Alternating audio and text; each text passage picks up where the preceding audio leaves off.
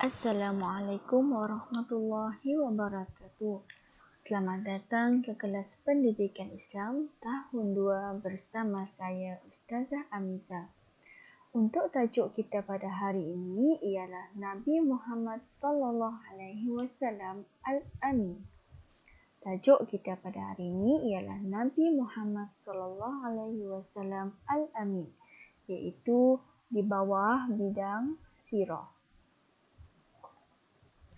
Okey, sebelum kita memulakan aktiviti pembelajaran kita pada hari ini, mari kita tengok terlebih dahulu objektif pembelajaran. Pada akhir pembelajaran, murid akan dapat menyatakan maksud Al-Amin dengan betul. Dan yang kedua, murid boleh menulis isi penting daripada kisah amanah Nabi Muhammad dengan tepat. Sebelum kita mula belajar, saya ingin menunjukkan kepada anda satu gambar.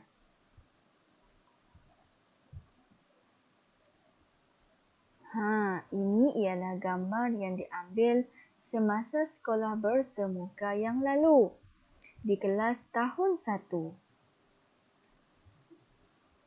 Jika kamu lihat pada gambar skrin ini, masih ingat tak wajah-wajah di dalam gambar tersebut? Okey. Jadi, saya nak kamu tengok gambar ini. Siapakah orang yang saya tunjukkan ini? Dan siapakah rakan kamu yang saya tunjukkan ini?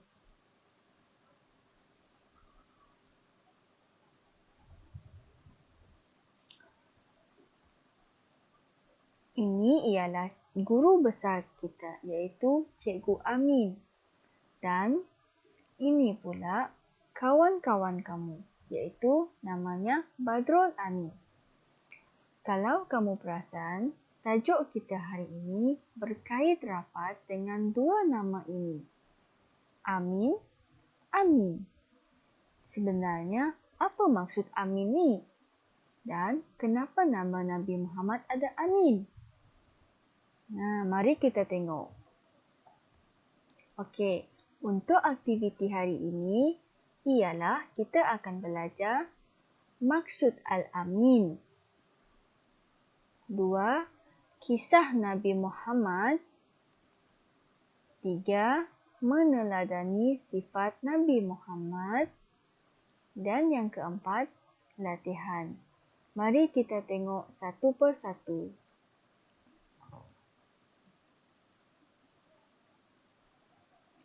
Maksud Al-Amin ialah amanah sangat dipercayai. Itulah maksud Al-Amin. Nabi Muhammad Al-Amin. Maksudnya, Nabi Muhammad seorang yang amanah dan sangat dipercayai.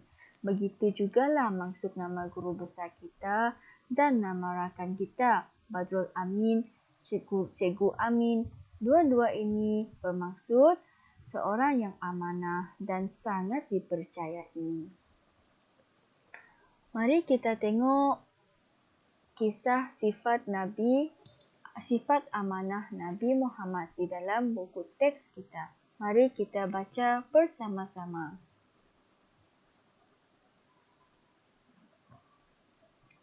Sifat amanah Nabi Muhammad. Assalamualaikum, Ustaz. Saya terjumpa dompet yang tercicir di kantin sekolah. Waalaikumsalam. Terima kasih di atas kejujuran kamu. Ustaz bangga dengan sikap kamu yang jujur dan amanah. Terima kasih, Ustaz. Tetapi, apakah maksud amanah itu? Pernahkah kamu mendengar cerita tentang sifat amanah Nabi Muhammad SAW? Mari Ustaz ceritakan kepada kamu. Kita dah tahu Al-Amin maksudnya amanah. Amanah pula maksudnya apa? Ya, maksud amanah sangat dipercayai. Contohnya, dalam Dalam kisah ini, murid ini telah menjumpai dompet. Tetapi, dia tidak pun mengambil dompet tersebut walaupun ada berisi wang. Malah, dia memberi kepada ustaz sebab dia mengamalkan sifat amanah. Okey, seterusnya kita akan baca kisah amanah Nabi Muhammad.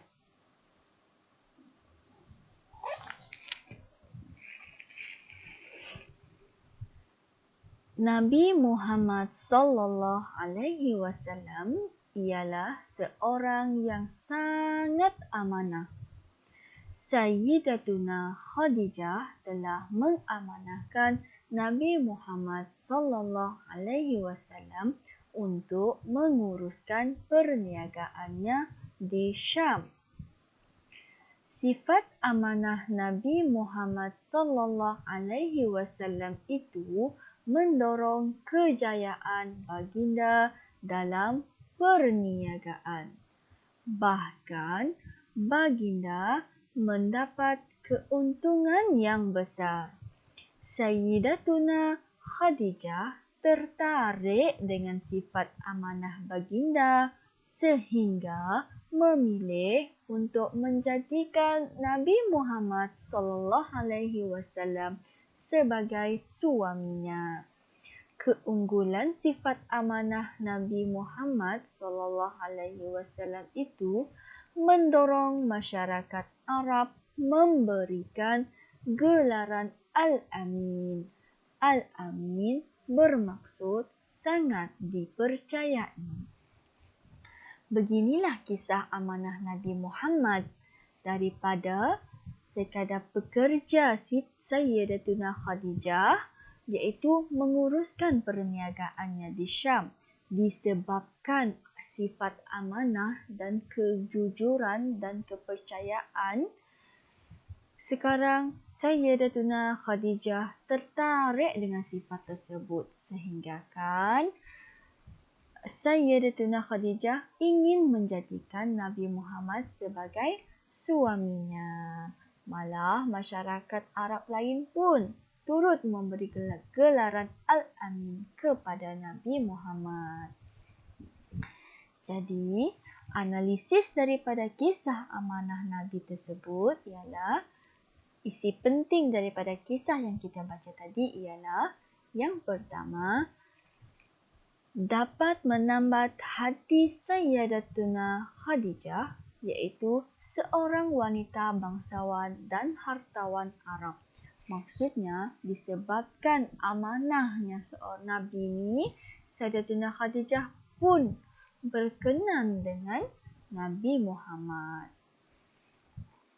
Yang kedua, dipercayai oleh kaum Quraisy walaupun mereka memusuhi baginda. Musuh Nabi Muhammad pun percaya dengan Nabi Muhammad kerana sifat amanah Nabi di dalam perniagaan.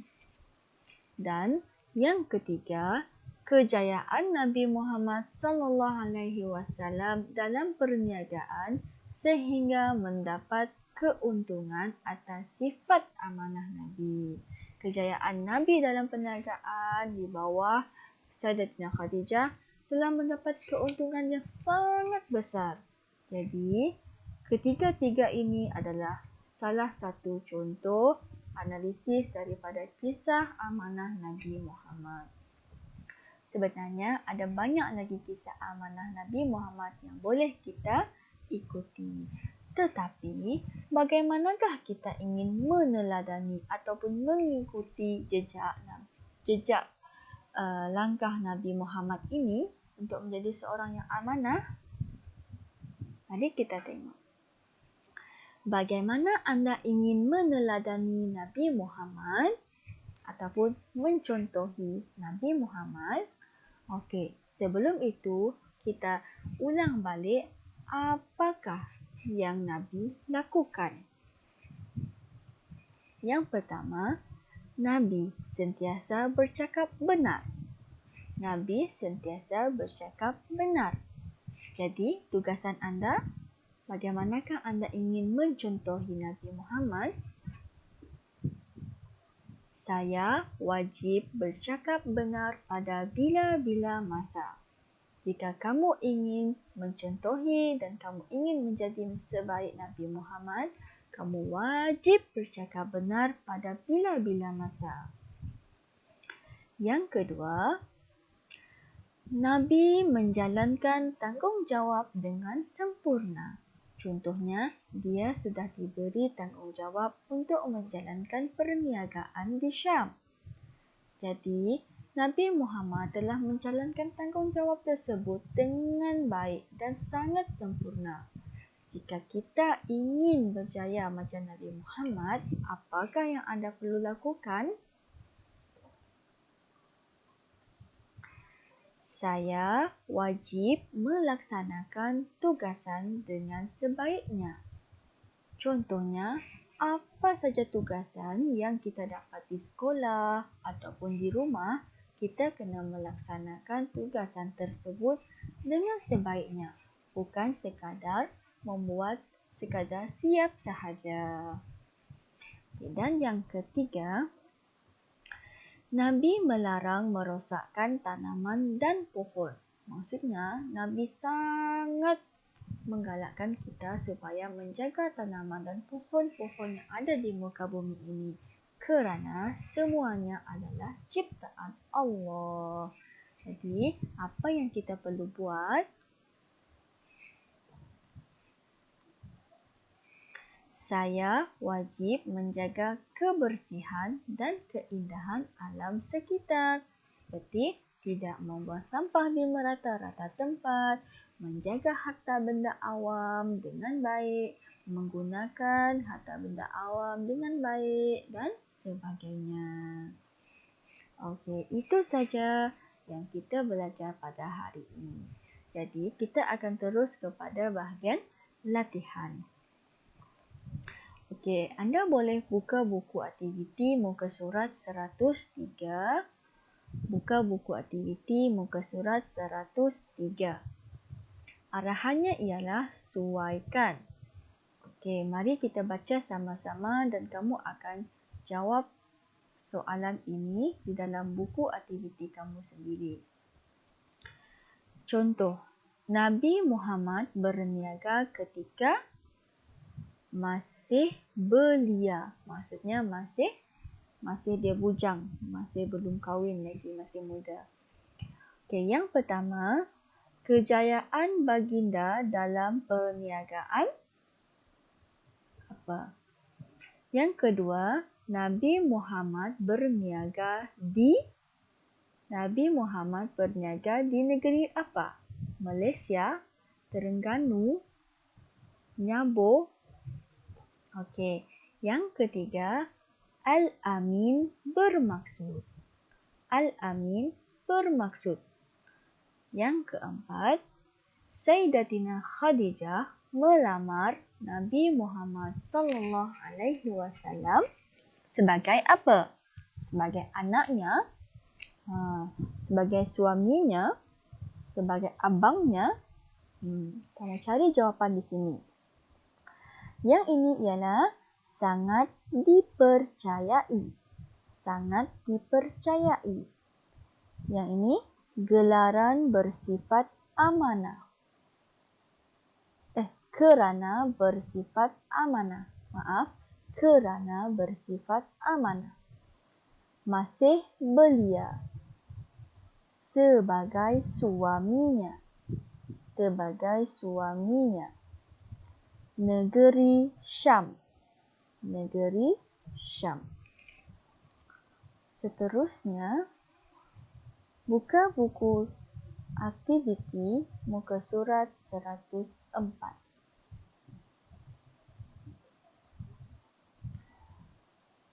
Isi tempat kosong. Maksudnya, kamu kena isi 6 jawapan ini di tempat yang sepatutnya. Kita baca satu persatu.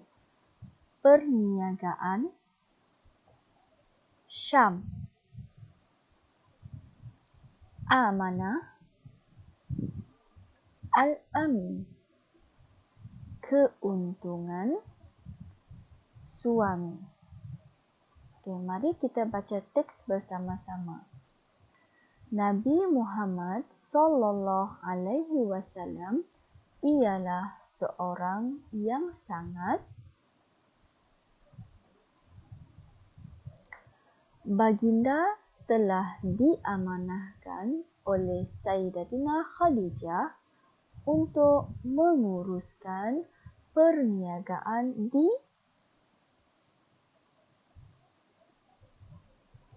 baginda mendapat yang besar. Bahkan sifat amanah Nabi Muhammad sallallahu alaihi wasallam itu mendorong kejayaan baginda dalam